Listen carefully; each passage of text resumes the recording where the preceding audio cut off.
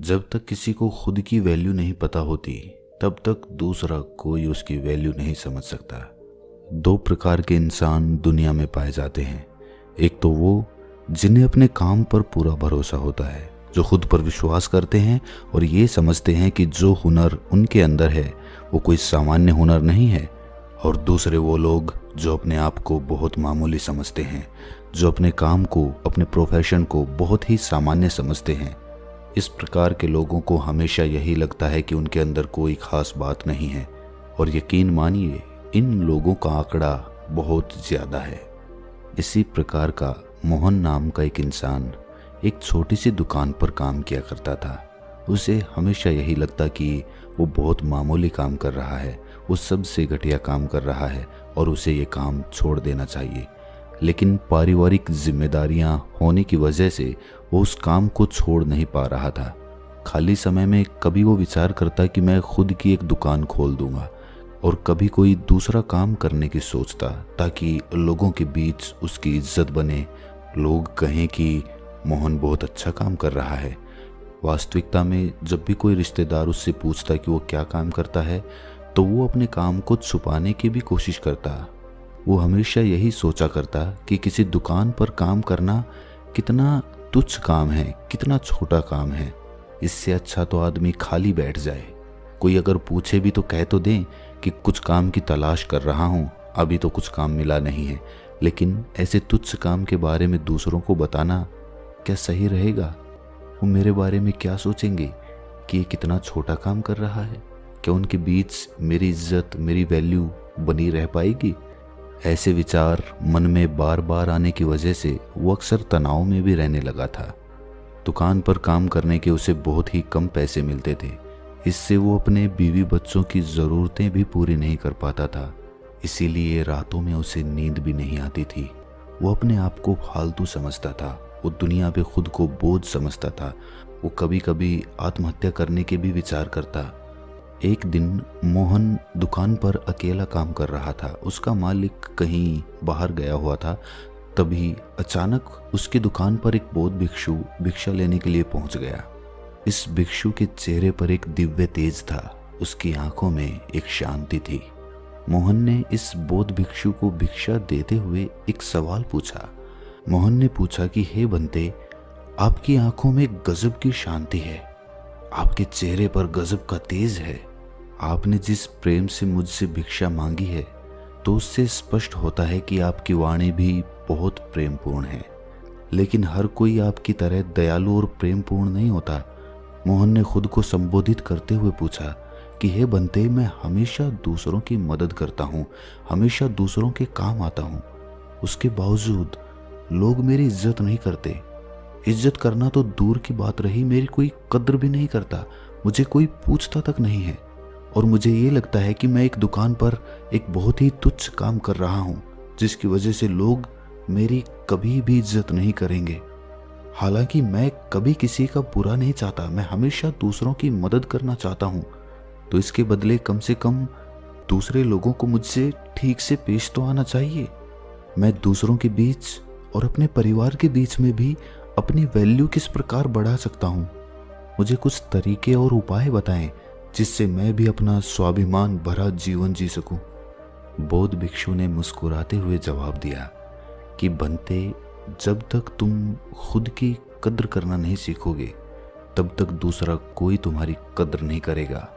जब तक तुम ही अपने काम को तुच्छ और छोटा समझते रहोगे तो दूसरे लोगों को क्या पड़ी है कि वो तुम्हें महान समझें, तुम्हारे काम को ऊंचा समझें।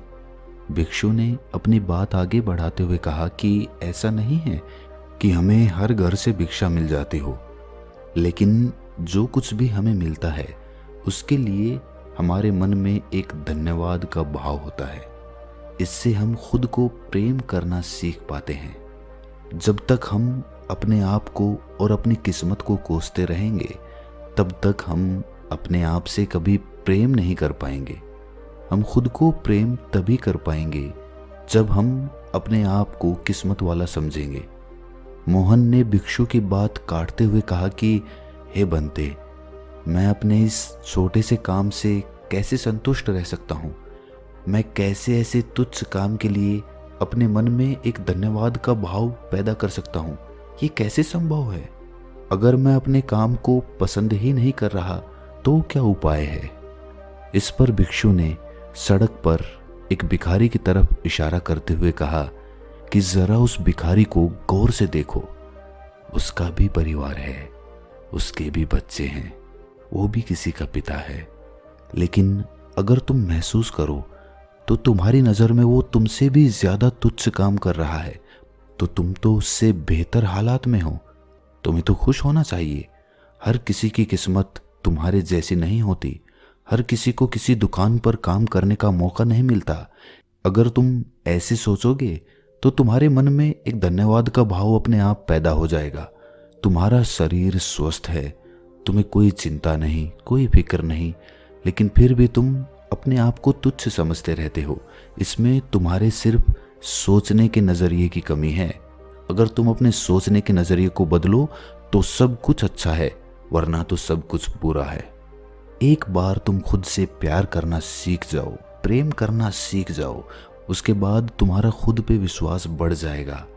और खुद पर विश्वास बढ़ने के बाद सबसे पहला बदलाव जो हमारे अंतर मन के अंदर आता है वो आता है कि हमारी संकल्प शक्ति बहुत मजबूत हो जाती है।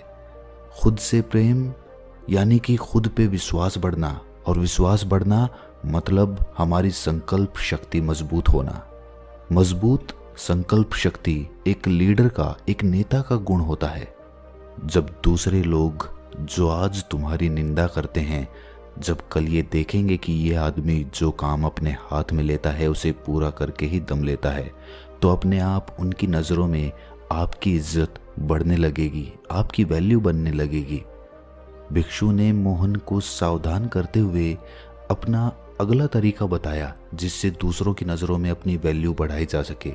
उन्होंने कहा कि अच्छाई करना, दूसरों की भलाई करना अच्छी बात है, लेकिन हर समय अगर आप किसी के लिए मौजूद रहेंगे तो वो आपकी ज़रूरत कभी समझ नहीं पाएगा। कोई आपको गंभीरता से नहीं लेगा। सब तुम्हारा फ़ायदा उठाकर तुमसे अपना काम निकलवाने के लिए योजनाएं बनाते रहेंगे, जिससे बाद में तुम्हें दुख होगा, तुम्हारे मन को तकलीफ होगी। इसीलिए पहले से ही सचेत हो जाओ। हर किसी के लिए हर समय उपलब्ध मत रहो। जो हमारे करीबी हैं, हमारे अपने हैं, उनके लिए हमेशा मौजूद रहो, लेकिन दूसरों को अपनी ज़रूरत महसूस कराओ। जब भी वो कोई काम करे उन्हें आपकी कमी महसूस होनी चाहिए, और जब ऐसा होने लगे तब समझ लेना दूसरों के सामने तुम्हारी इज्जत, तुम्हारी वैल्यू बढ़ने लगी है। अगली सीख भिक्षु ने बताते हुए कहा कि कभी भी अपना काम पूरा होने से पहले उस काम के बारे में किसी को मत बताना, वरना तो तुम मजाक का पात्र बनोगे। कुछ लोग काम पूरा होने से पहले ही डींगे हाँकने लगते हैं। कुछ लोगों की तो आदत ही होती है लंबी लंबी डींगे हाँकने की। पहले वो बहुत लंबी लंबी डींगे हाँक लेते हैं, और जब काम पूरा नहीं होता तो दूसरों के सामने शर्मिंदा होना पड़ता है। लेकिन अगर आप ऐसा करेंगे तो दूसरे लोग आपको गंभीरता से क्यों लेंगे? चुप रहकर बिना किसी को बताए निरंतर खामोशी में अपने लक्ष्य पर काम करते रहो, और एक दिन वो भी आएगा जब आप अपने लक्ष्य को पा लेंगे। उसके बाद लोगों को अपने आप ही पता चल जाएगा।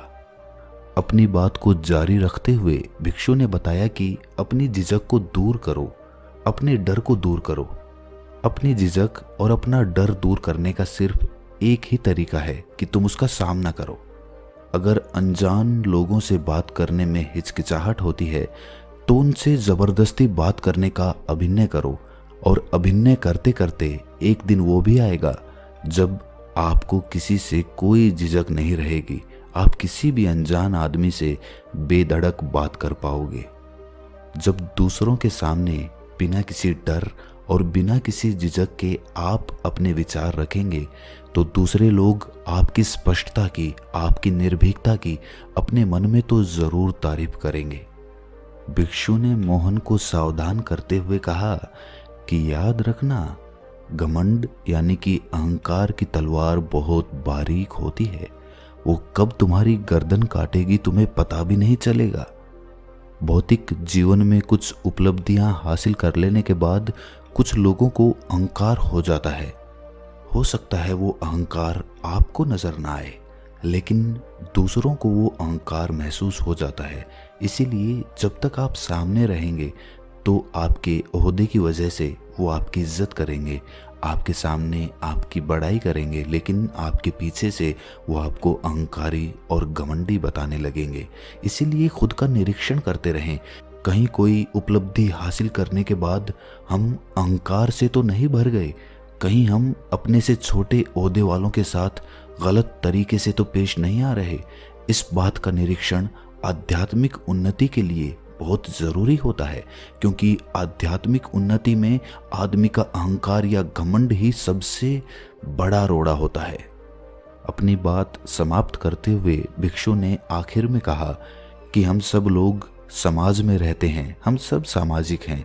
इसीलिए समाज के लोगों के साथ वक्त बिताना, उनकी मदद करना, उनके सामने अच्छे से पेश आना, ये सब बातें समाज के सामने तुम्हें एक बहुत ही इज्जतदार इंसान के तौर पर पेश करती हैं। इसीलिए अपने समाज से, अपने समाज के लोगों से हमेशा जुड़े रहो, कुछ ना कुछ वक्त उन्हें ज़रूर दो। अपनी भिक्षा का पात्र संभालते हुए बौद्ध भिक्षु ने मोहन से जाने के लिए आज्ञा मांगी। इसी के साथ मोहन को भी अपने सवालों के जवाब मिल चुके थे। आखिर में आज मैं आपसे ये नहीं कहूँगा कि इस चैनल को सब्सक्राइब करिए, बल्कि मैं चाहूँगा कि आप ये वीडियो उस इंसान के पास भेजें जिसे इसकी ज़रूरत है। इसी के साथ मैं भी आपसे विदा लेता हूँ। फिर मिलते हैं किसी अगली कहानी में। तब तक के लिए अपना ख्याल रखें।